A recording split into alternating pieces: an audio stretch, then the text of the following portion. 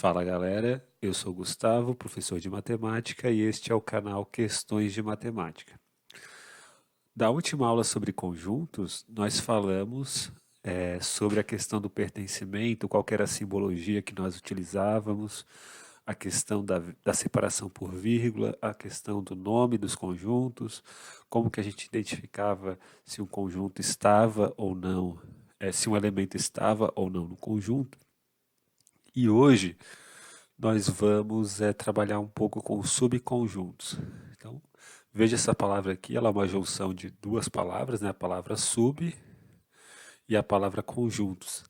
A palavra sub dá aquela ideia de que algo está abaixo ou menor, né? É como se fosse um conjunto menor do que o conjunto, mas que não tem nenhum elemento fora do conjunto grande. Então a gente pode pensar nisto como num diagrama. Aqui a gente tem o conjunto A, o conjunto B. O conjunto A ele está completamente dentro do conjunto B. Então o conjunto A ele é um subconjunto. Não poderia ser algo do tipo assim, né? Se aqui tivesse A e aqui tivesse o B, ó. Nota que nesse caso o A ele possui elementos que estão dentro de B, mas ele também possui alguns elementos aqui fora que não estão em B. Para ser subconjunto, o A todo tem que estar contido em B. A gente pode ver esses exemplos aqui, ó. O conjunto A ele é formado pelos elementos 1, 2.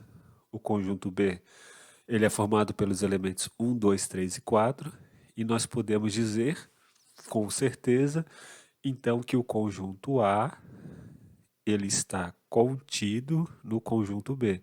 E vai ser este símbolo que nós vamos utilizar. Se lembra que quando a gente queria se referir a um elemento pertencente ao conjunto, a gente utilizava este símbolo aqui, né? O 1, por exemplo, ele pertence ao conjunto A, ou melhor, né? Aqui está errado, né? O 1, ele pertence a A. O 2 pertence a A. Esta é uma relação de elemento para conjunto. Agora, existe uma outra simbologia que vai ser uma simbologia de conjunto para conjunto. O conjunto A, ele está completamente dentro do conjunto B. Como é que a gente vai fazer para saber isso, né? A gente vai ter que analisar todos os elementos do conjunto A e perguntar se ele está ou não no conjunto B. Se para cada um dos elementos do conjunto A resposta for sim, ou seja, se a resposta da pergunta você está no conjunto B, se essa resposta for sim, então quer dizer que o conjunto A está contido no conjunto A. Então a gente tem que primeiro ir de elemento em elemento. O número 1 está no conjunto A. Ele é um elemento do conjunto A. Ele está em B? Está em B, está aqui, ó. O número 2, ele é um elemento do conjunto A. Ele está em B? Está em B. Então o A está contido em B. Vamos supor que o conjunto A ele fosse este daqui. E o conjunto B é o mesmo dali de cima. Então, como que nós vamos fazer para dizer se A está ou não contido em B? De novo, a gente tem que perguntar para cada elemento do conjunto A se ele está em B. Então, o número 1 está em B. O número 2 está em B. O número 5, ele não está em B. Nesse caso, o conjunto A, ele não está contido no conjunto B. Uma outra coisa importante é que todo conjunto ele está contido em si mesmo, né? Um conjunto A, ele está contido em A, né? Por exemplo, o conjunto formado pelo 1, 2 e 3, ele é um subconjunto dele mesmo. Porque se a gente perguntar para cada elemento de A se ele está aqui, a resposta obviamente vai ser sim. O 1 está aqui, o 2 está ali, o 3 também. Então, todos os conjuntos são subconjuntos de si próprio. Neste exemplo aqui, ó, é a mesma coisa. O A está contido em B, porque o 10 que está em A está em B, e o 100 que está em A, ele está em B. No caso nesse exemplo aqui que eu falei para vocês, ocorre o seguinte, ocorre que fazendo um diagrama, o A está aqui, o B está aqui, existem elementos de A que estão que está em B também, né? Que são os elementos 1 e 2, e o número 5 ele está aqui fora, né?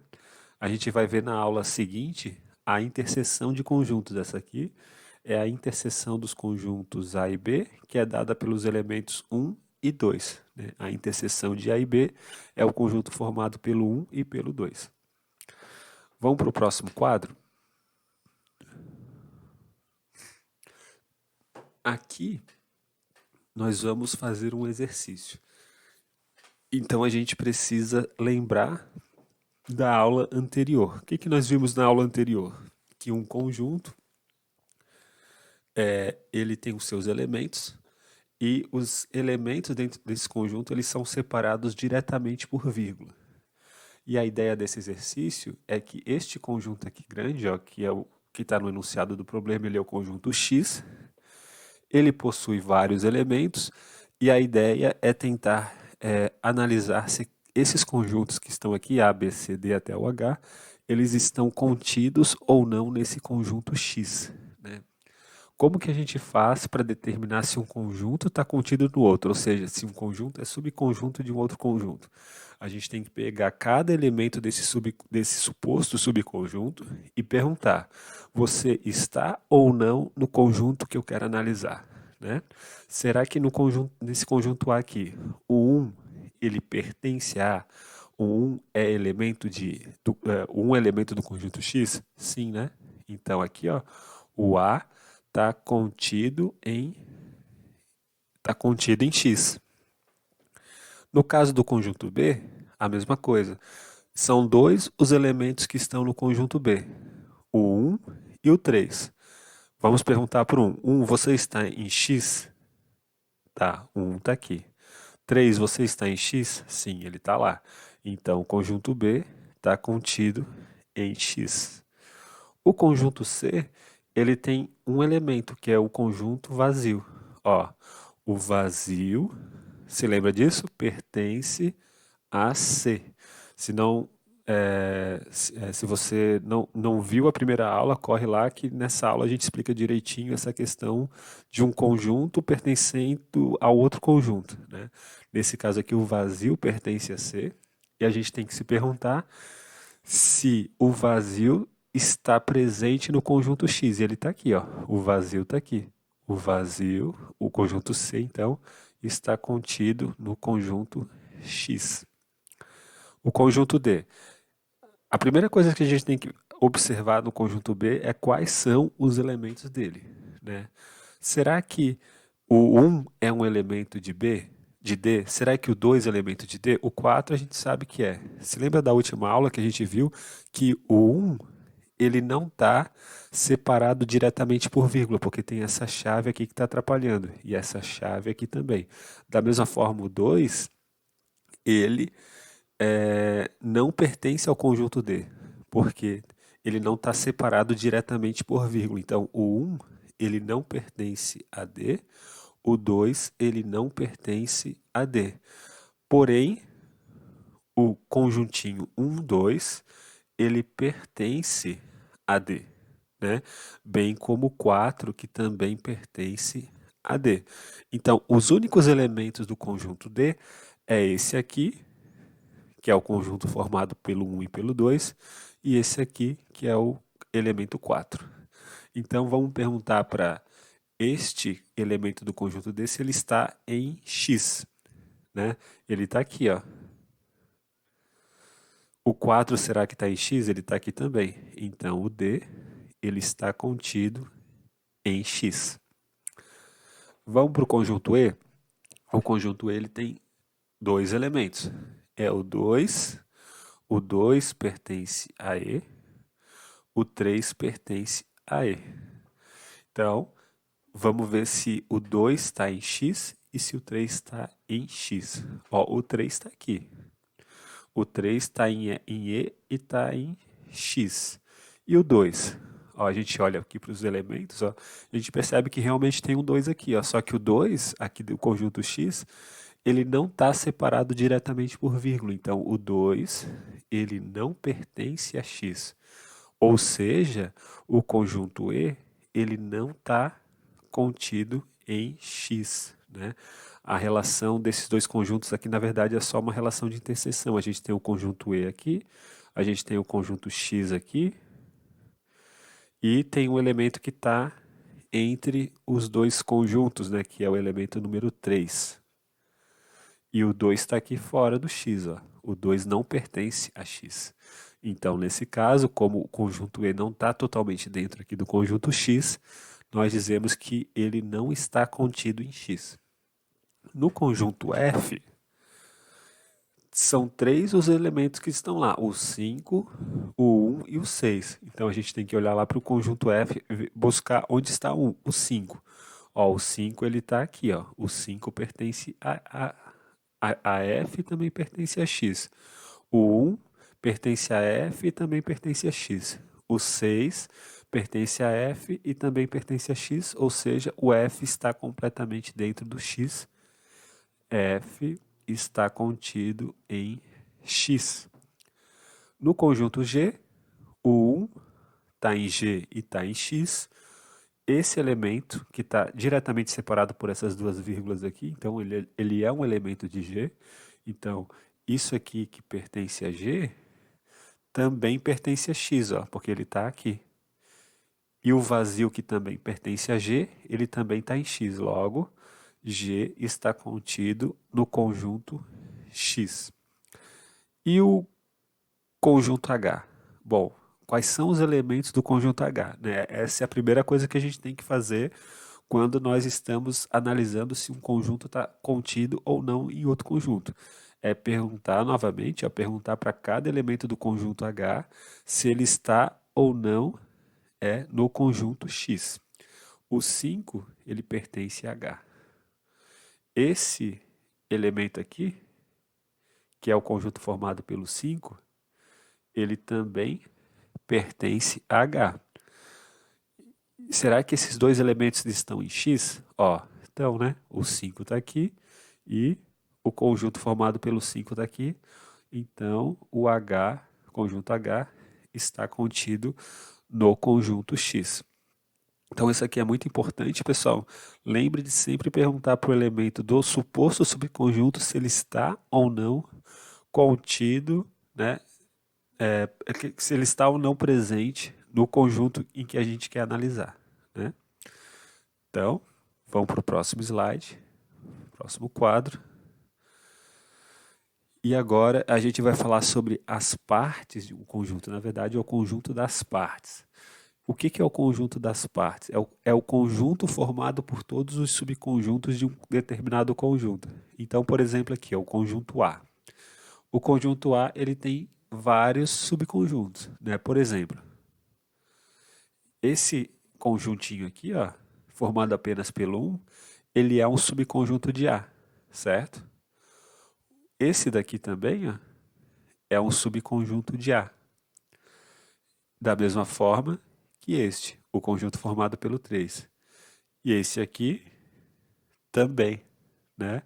O subconjunto formado pelos elementos 1 e 2 é um subconjunto de A. O 1 e 3 também, né? O 2 e 3 também é um subconjunto de A. E, como eu já tinha falado para vocês, o próprio conjunto A, ele é um subconjunto de si mesmo. Então, esses aqui são todos os subconjuntos de A. Nota que é 1, 2, 3, 4, 5, 6, 7. Né? Mas falta mais um. Quem será que falta? É o conjunto vazio. O vazio, isso é muito importante, é o único conjunto que está em todos os subconjuntos. Né? Você pega qualquer conjunto, o vazio vai estar lá dentro. Né? Então, numa próxima numa próxima aula, eu vou explicar para vocês a lógica disso, né? Por que será que o vazio ele está contido em todos os conjuntos? Então, temos essa observação importante, o vazio está em todos os conjuntos, portanto ele está no conjunto A. Aquela outra observação importante que todo conjunto é subconjunto de si próprio, né? E se a gente reparar aqui, existem 8 subconjuntos, né? E tudo isso aqui vai formar um conjunto, e esse conjunto é o conjunto das partes, ou seja, é o conjunto formado por todos os subconjuntos de um conjunto. Quais são os subconjuntos de A? São todos esses elementos aqui, né? A gente também denota esse conjuntão aqui, que é o conjunto formado pelos subconjuntos de A, dessa forma aqui, P de A. P de A é as partes do conjunto A. Beleza? E uma outra coisa interessante é analisar o seguinte, ó. E isso, na verdade, a gente vai ver mais para frente, quando a gente estiver estudando análise combinatória. Vamos supor que a gente tem um conjunto que ele tem n elementos. Esse n aqui pode ser 5, então, se o n fosse 5, então esse conjunto seria 1, 2, 3, 4, 5. Se o n fosse 8, então esse conjunto seria o 1, 2, 3, 4, 5, 6, 7, 8. Se esse n fosse 100, né, seria 1, 2, 3, 4, 5 até chegar no 100. Né? Então vamos pegar esse conjunto aqui, vamos chamar esse conjunto de A. Né? Não vamos nos confundir com esse, é esse aqui agora. Né? Esse conjunto A, ele tem n elementos. E uma coisa uma pergunta interessante na matemática é a seguinte: quantos são os subconjuntos desse conjunto aqui? Né?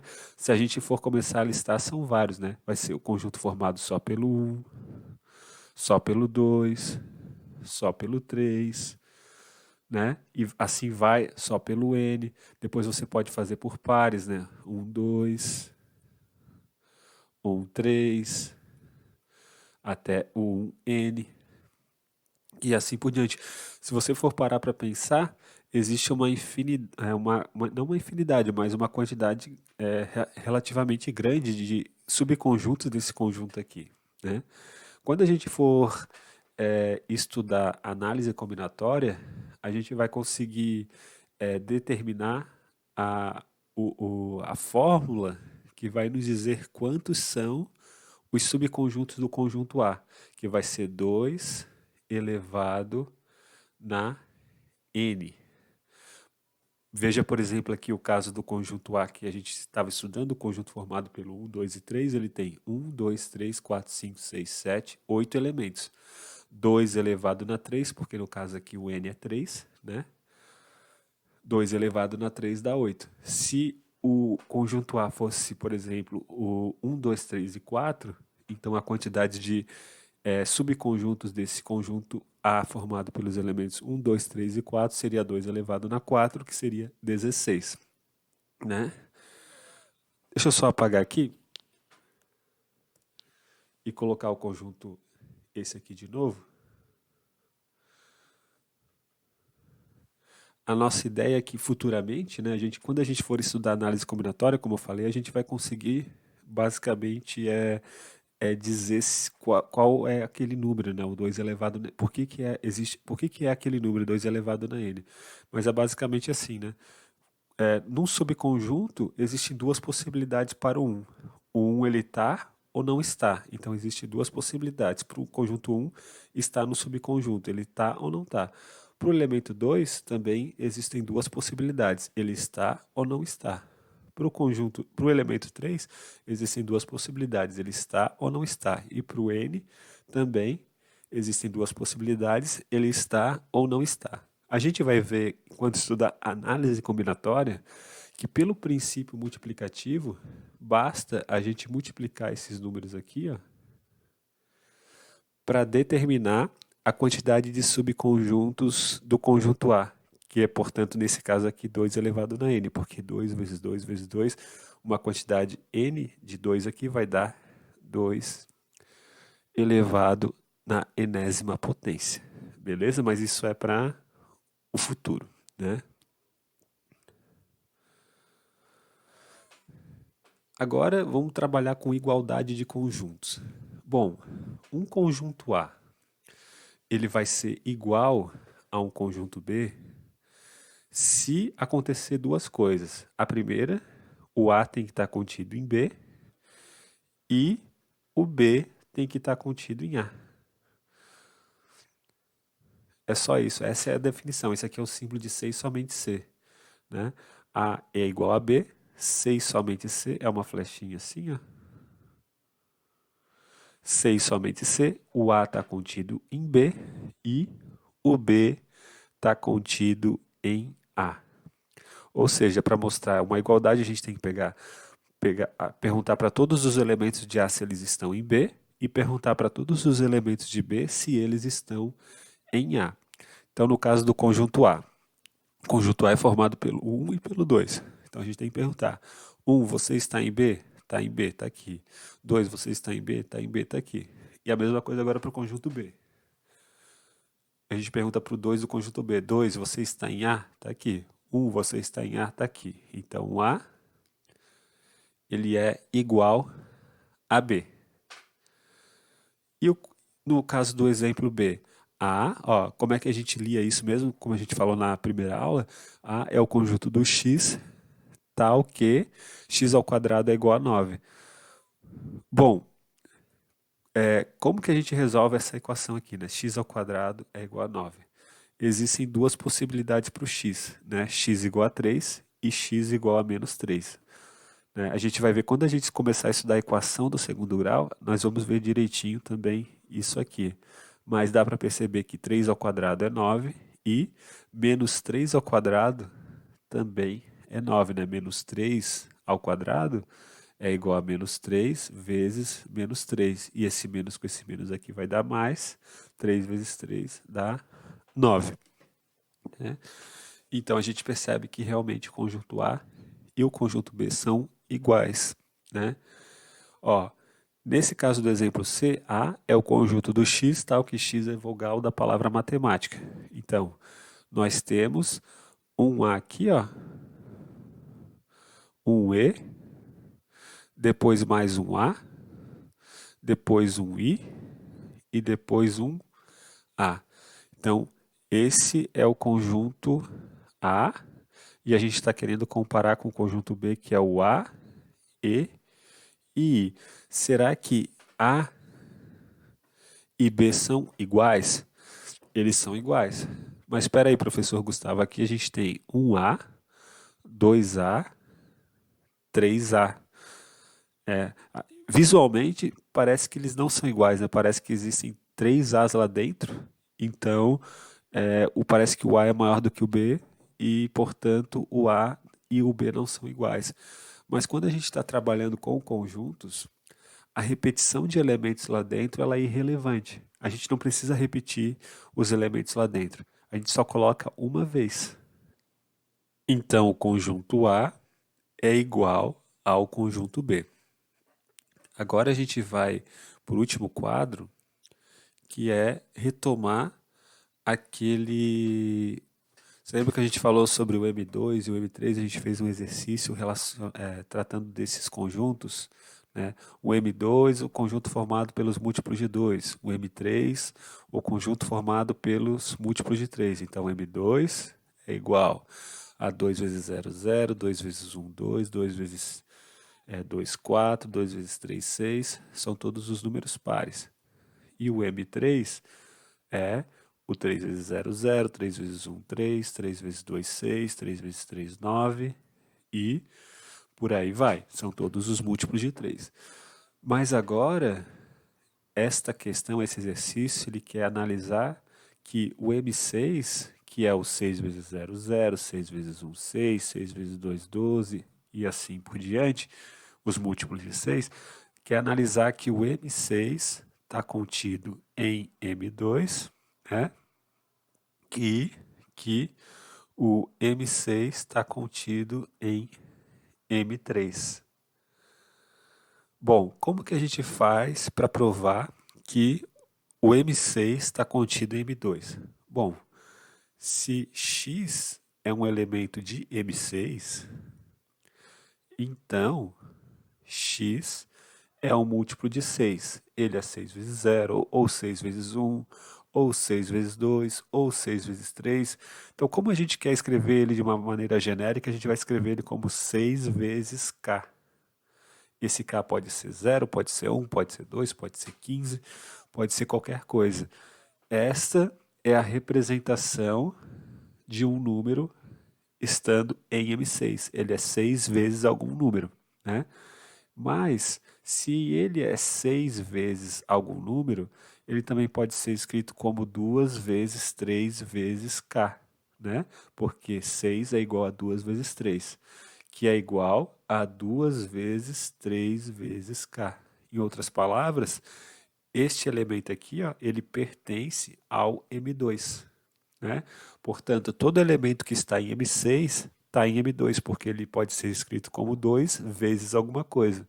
Da mesma forma, esse x ele é 6 vezes k, então ele é 3 vezes 2 vezes k, ele então é 3 vezes 2 vezes k, que está em M3. Ou seja, todos os elementos de M6 estão contidos em M2 e também estão contidos em M3. Portanto, isso finaliza a nossa aula, pessoal. Um abraço para vocês. Nos vemos até a próxima aula agora sobre questões de vestibulares, questão número 22 do vestibular da UFSC 2019/2. Até mais.